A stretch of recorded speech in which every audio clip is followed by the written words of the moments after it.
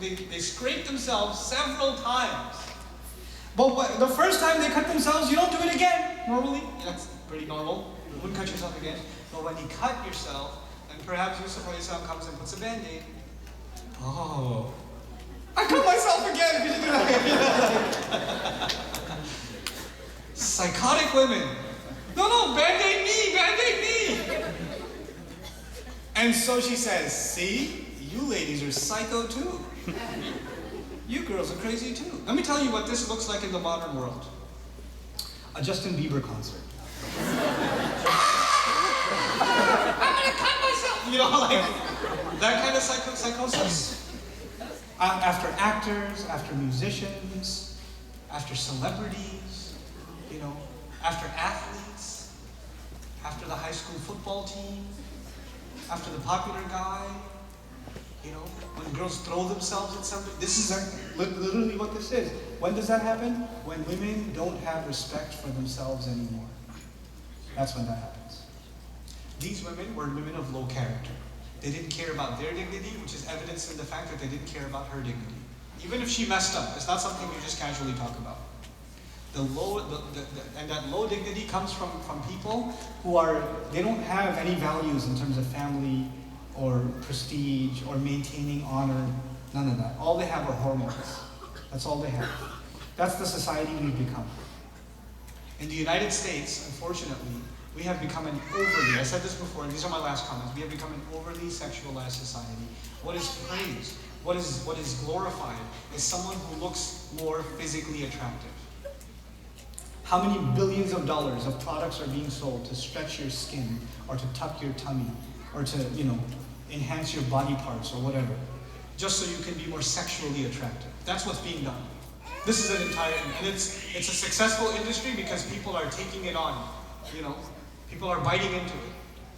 Then, of course, what's being done for children, because we want, sex sells. It sells. It's one of the most successful industry on the internet even, right? So you want, and it makes money. So then these people who make money, when people make money, all they want to do is make more money. And to make more money, you have to have more customers. But you can't have more customers. You've already got the world hooked on this filth. Oh, we should go after the kids.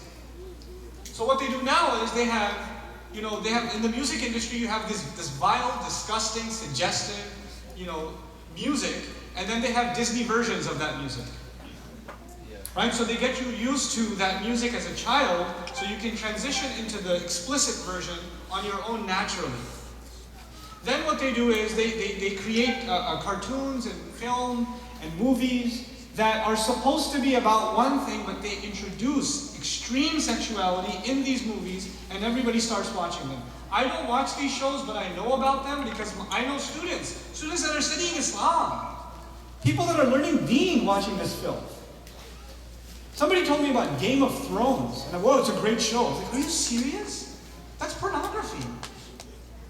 Nobody told you? No, but the politics, yeah, politics. You should be ashamed of yourself.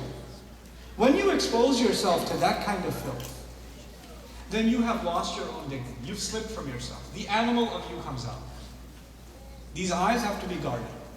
They have to be guarded. That's the first step. And now this stuff is on your mobile devices.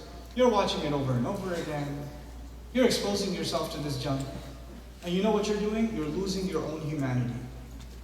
You're losing your own humanity. You're not going to be able to have a normal relationship. Yes, desire, temptation, attraction, these are things Allah put inside of us. But this is one of the things Allah put inside of us, and there are other things. There's a spiritual part of you, there's an intellectual part of you, there's an ambitious part of you, there's a really smart part of you. There are different parts of you, and they all work in harmony. The purpose of our religion is to give harmony to these things so one of these things doesn't take over all the others, and it drives you crazy. It's supposed to be this balanced lifestyle. That's what marriage is supposed to be. You know, and I'm not giving you a talk today about marriage, but those of you that are married, you know, we have to work on making our marriages beautiful. So there's no reason to look for temptation outside of marriage. There should be no reason to do that. Marriage itself should be that institution. It's supposed to be that. And if a wife is not there for her husband, if the husband is not there for his wife in that way, there's a serious problem. That's a very serious problem. You know, لِتَسْكُنُوا إِلَيْهَا, so you can find peace in them. You know, sukun is the opposite of haraka. Haraka means you're unstable. You want more. And sukoon means you're satisfied and you're settled. Part of that is fulfilling our temptation with our spouse. Being attracted to our spouse or wanting to be attractive to our spouse. That's part of it. That's a big part of it. That's how we fight temptation. It's not going to disappear. Don't say, just start fasting and doing qiyam al-layl and you'll never think about women again or men again. Good luck. You'll be able to control it somewhat. But man, Allah programmed that stuff inside of us. He put it in there. He put it in there. And He put it in there for a reason. We have to understand what those halal outlets are and make the most of them. Make the most of them. I'm not giving you an explicit lecture. What I'm trying to tell you is these are the solutions Allah gave us in our deen. When you don't respect those solutions, bad things happen in society. Bad things happen in marriages. Bad things happen even with our children. It's okay. Inshallah ta'ala, one day our kids, I pray that they get into good marriages, they get into healthy, lasting, loving marriages, they get into marriages that they're happy about and their families are happy about. Those are things we want for our children. And we should let them know even from now that that's what we want for them. We want someone they like, not someone we like. So many of our kids believe that our parents are going to make us marry whoever they want. So I know I'm not going to be happy, so might as well look for my happiness now. And they're at the age where they're volatile already as it is, and they end up in pretty bad relationships. And then, then they regret it. And all of it began with shaitan telling them, saying, your parents don't understand you. So if you first cut them off from their parents, and then he was their subject. He got them. This is what we have to work on. Parents have to actually now openly talk to their kids. Openly talk and let them know. Some of your parents have to change your mindset. I will let you marry who you want. These are my criteria. Let's negotiate them together. Let's figure them out. And I will let you marry who you want. And I want you to be happy in your marriage. I don't just want this to be about my happiness. And so this is my last thing to the parents. My sincere advice to you. I am telling you this because I've been in this line of work for some time. In the line of work of speaking in public and having families come up to me. I cannot begin to count how many families, how many parents have come up to me and said that their children have rebelled and run away, and you sit there for 5 minutes and talk to them and you find out why. Why? Because they wanted the wedding to be a certain way, with a certain person, with a certain family, with a certain status, with all these artificial criteria that would make the parents happy. And one of the last things on the list, maybe she will be happy too. Like they didn't consider that this is about her, about the girl, or about the guy. This is more about them. Marriage is not about you. It's about them. It's their life. They have to spend the next 50 years with this person. Not you. Stop thinking this is about you, or about your dignity, or about what your uncle is going to say, or what your grandfather is going to think. This is not about your grandfather. They already had their fun. This is about your kids. This is about your kids. Think about them first. Be open with them first. I know I'm saying things that are hard to hear, but this has to be said because our kids are falling into sin, man. It's killing me. Two years ago, I was speaking at a convention. They asked me to speak about zina. It was a late night session.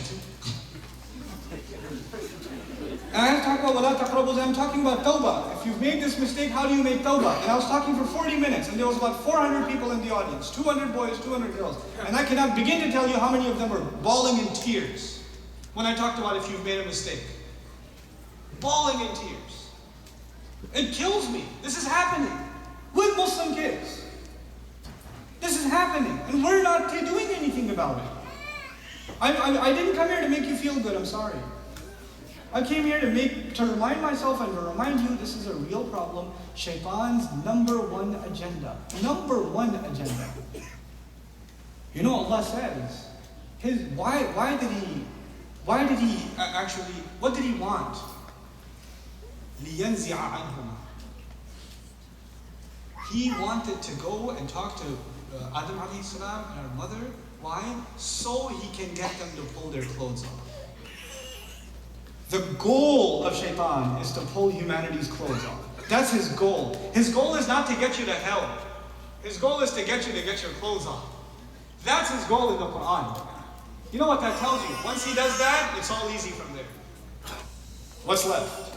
That's why the Prophet ﷺ says, if you're not going to have haya, فَفْعَلْ مَا تَشَاءُ, then do whatever you want. Because it won't matter anymore. It won't matter anymore. Save this and we save our iman. Don't save this, iman is gone. Faith is gone. The one thing we have to preserve is our iman. And this is one of the first attacks on our iman. It comes to us every day. And the reason I highlighted how she was subtle and she was unnoticed in the beginning and she was crafty and secretive. Identify those things in your life. There's a boy that just comes up and just asks you for help every time. And he dresses better and better every time he comes and talks to you. You know about him. But you just think he just really loves your handwriting. Stop being dumb. Wake up. Don't be so naive. There's a girl who comes up to you every time and you kind of like it, so you don't say anything. Hey, how's the weather?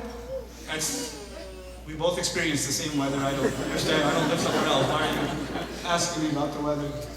But you don't mind. You get a kind of a little bit of a kick out of it, so you just kind of, it's good. That little innocent conversation will spiral and spiral and spiral into something really bad. You have to understand, إِنَّهُ كَانَ فَاحِشَةً وَسَاءَ سَبِيلًا. It's a path. It leads to something bad. Don't go down that road. Stop yourself from that road. If you do like someone, take a dignified approach. Talk to your family about it. Talk to friends about it and say, is this person ready to get... And if you're 14 years old and you want to get married, hold on, young man. Just chill out. Play some basketball. Just play ball. Okay, play video games, play ball, exhaust yourself, work out, do something, keep yourself busy so that part of you doesn't drive you crazy. Because that part of you right now, if you let it go, it's going to eat you alive, my friend. It's going to eat you alive. If you're a young teenager and you start thinking about girls too much, ain't nothing left of you. I'm at 15-year-old boys. I'm ready to get married. Yes, you are ready to get married to handcuffs. Oh. So you should be chained at home and kept. You're not ready. Your emotions, your hormones are thinking for you. Don't let that happen. May Allah Azza wa Jal protect our young men and women. May Allah Azza wa Jal give all of our families the ability to find good spouses for their children. May Allah protect and preserve our marriages. And may Allah Azza wa Jal put barakah in our marriages. May Allah Azza wa Jal give us the ability to be good, strong parents for our kids. Barakallahu li wa lakum fil Qur'an al-Hakim wa nafa'ani wa iyyakum bil ayati wa dhikr hakim. Assalamu alaikum wa rahmatullahi wa barakatuh.